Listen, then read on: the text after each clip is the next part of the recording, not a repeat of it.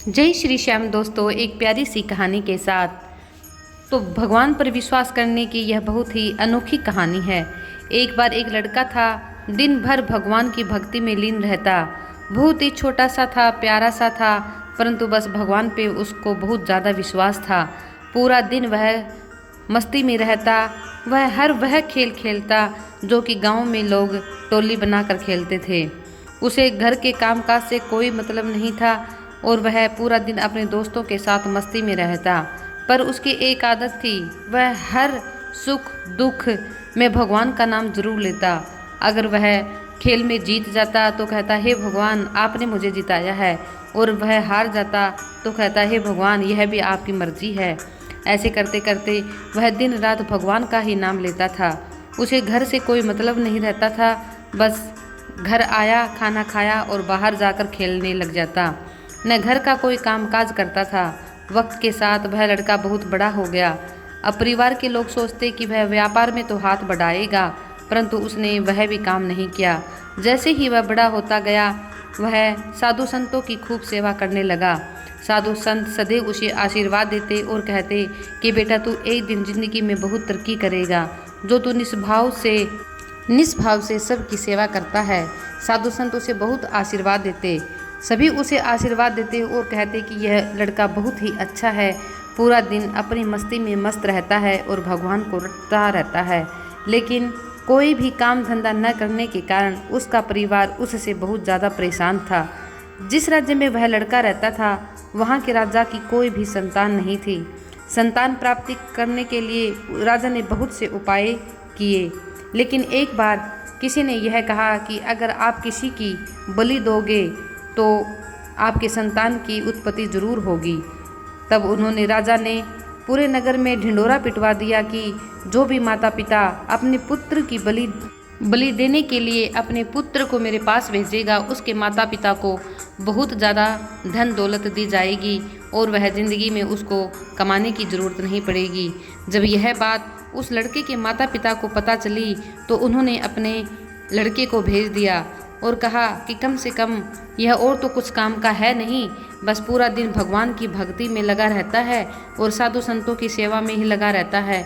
कम से कम इसके जाने से हमारे पास तो धन आ जाएगा और हमारी गरीबी बिल्कुल हट जाएगी। जब लड़के को बलि के लिए राजा के पास भेज दिया गया, अगले दिन जब सुबह लड़के को बलि देने के लिए राजा के सामने पेश किया गया तो राजा ने कहा कि बच्चे तुम्हारी अंतिम इच्छा बताओ, कोई है तो लड़के ने कहा, हाँ मेरी अंतिम इच्छा है, मुझे मरते समय बस कुछ भी नहीं चाहिए, मुझे मरते समय कुछ भी नहीं चाहिए, बस मुझे थोड़ी सी मिट्टी चाहिए। तो कहते हैं मरते हुए इंसान की अंतिम इच्छा ज़रूर पूरी करनी चाहिए, इसलिए लड़के को थोड़ी सी मिट्टी दे दी।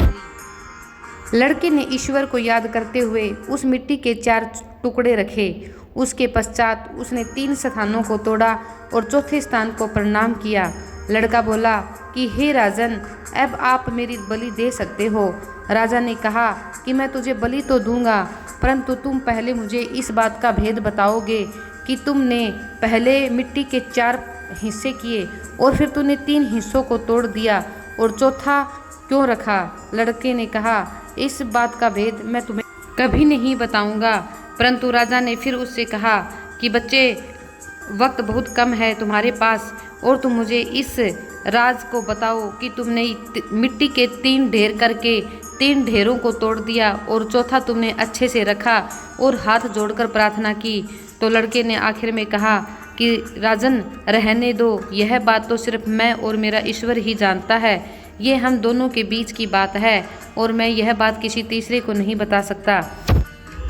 राजा ने कहा कि यह मेरा आदेश है, बताओ तुमने 3 छिपे हुए ढेरों को तोड़ा और चौथा क्यों नहीं तोड़ा। लड़का बहुत ही ईमानदार और नेक तो था ही। उसने बड़ी ईमानदारी से बोला कि हे राजन, कोई भी व्यक्ति अपनी रक्षा के लिए सबसे पहले अपने माता पिता को पुकारता है, लेकिन मेरे माता पिता ने तो खुद ही मुझे यहाँ बलि के लिए भेज दिया, मरने के लिए भेज दिया। जब माता पिता रक्षा नहीं करते हैं तो वह लड़का या कोई भी इंसान राजा के पास जाता है। उस राजा पर वह कितना विश्वास करता है जो पूरी जनता को संभालता है। लेकिन यहाँ तो राजा मुझे खुद बलि दे रहा है, इसलिए मैंने पहले मिट्टी का ढेर अपने माता पिता के नाम का तोड़ दिया और दूसरा मिट्टी का ढेर मैंने आपके नाम का तोड़ दिया, क्योंकि आप भी तो मुझे बलि दे रहे हो। राजा ने पूछा, ठीक है, और यह तीसरी मिट्टी का ढेर तूने क्यों तोड़ा? तो बच्चे ने कहा कि किसी का भी कोई कुल देवता होता है, आपने अपने कुल देवता के सामने मेरी बलि दे रहे हो, तो मैंने पहले इसी देवता को देखा था कि मुझे बचाएगा, लेकिन किसी ने मेरा साथ नहीं दिया, इसलिए मैंने तीसरा ढेर भी इस देवता के नाम का तोड़ दिया। अब चौथा जो मिट्टी का ढेर था वह मैंने उस परमात्मा के लिए छोड़ रखा है, जो कि ना मुझे आज तक दिखाई दिया, ना मेरी उससे कभी बात हुई, सिर्फ मैंने उसको महसूस किया है कि भगवान है कहीं ना कहीं, और मैं हर पल उसको याद करता हूँ। हार में भी मैं उसको याद करता हूँ, जीत में भी मैं उसको याद करता हूँ, भूख में भी याद करता हूँ और प्यास में भी मैं उसको याद करता हूँ, खेलते हुए भी मैं उसको याद करता हूँ, सोते हुए भी मैं उसको याद करता हूँ और जागते हुए भी याद करता हूँ।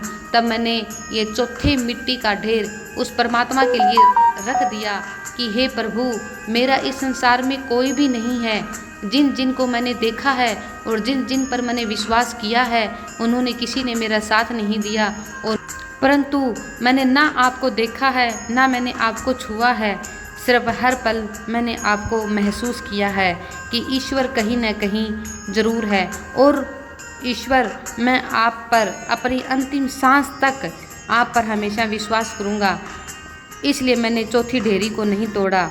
लड़के की बातें सुनकर राजा को आभास हुआ कि यह लड़का तो बहुत ही ज्ञानवान है। राजा ने अपनी बलि देने का विचार त्याग दिया।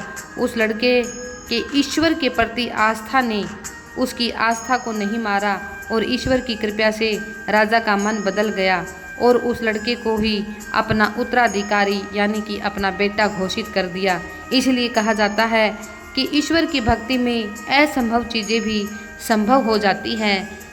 जिस ईश्वर को हम देख नहीं पाते, छू नहीं पाते, सिर्फ महसूस करते हैं कि ईश्वर हमेशा मेरे साथ हैं, उस इंसान की कभी हार नहीं होती। अगर हार भी हो जाती है तो उसके पीछे उसकी एक बहुत बड़ी जीत छुपी होती है। दोस्तों, कहानी पसंद आए तो शेयर, लाइक और सब्सक्राइब ज़रूर करें। जय हिंद, जय भारत।